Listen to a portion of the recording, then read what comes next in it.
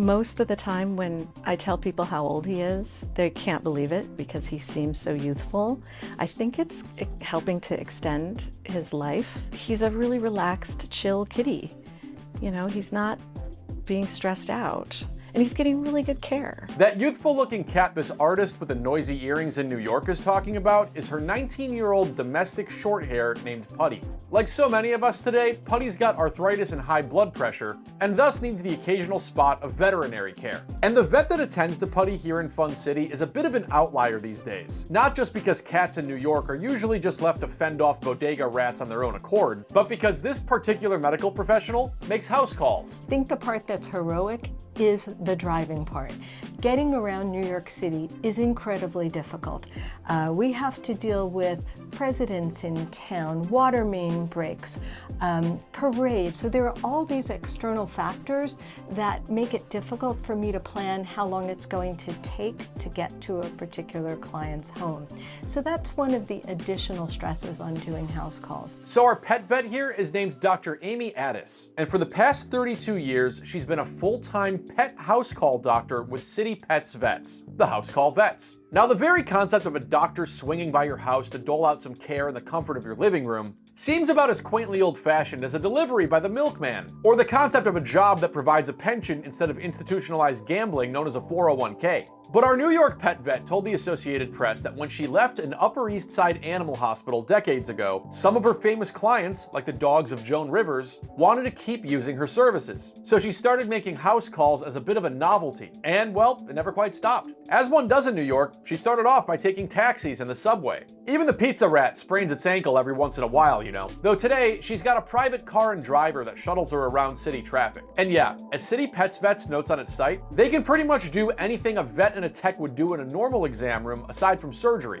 Taking EKGs, looking for glaucoma, setting up ultrasounds, retrieving that diarrhea you placed in a plastic container for later analysis. Now, one of these house calls is a little bit more expensive than visiting a standard vet practice. But if you're the type of person living in a 600 square foot New York City studio apartment that's run over by all sorts of furry friends, this could be a cost-effective option. We would call the house call fee, which is the cost for going to someone's home and examining one pet, is about 30% more than going to a local hospital in Manhattan. But the key thing about house calls that make them economical for many families, if you have multiple pets, we don't charge that same house call fee for each pet.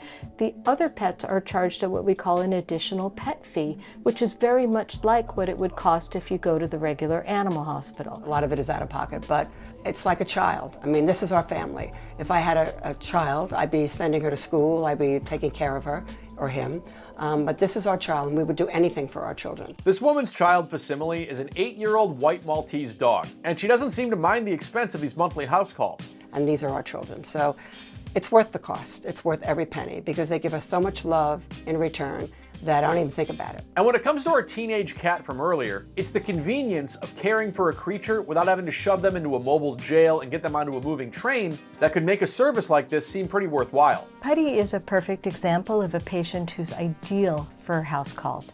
He's over 19 years of age. It's a very stressful thing to be put in a carrier and go in the back of a taxi and go to a veterinary office. So having house calls eliminates all of that. I'm not saying that Putty loves my visits, right? I do things that he doesn't like. I stick him with needles, I poke and prod him, but all of the stress that's associated with going to the vet's office is eliminated when I come to his home. Dr. Amy claims she and some vets in her practice visit up to 12 to 15 homes daily, and her personal best is seeing 23 animals in a single day. In contrast, I left my apartment once today to grab a coffee. Our vet here has actually chronicled many of her tales carrying out house calls in a new book called Pets in the City, which comes out later this month. Though in case you're more of a video person than a book person, subscribe to your daily news refresh for more weird and interesting news videos like these each and every day. Meow.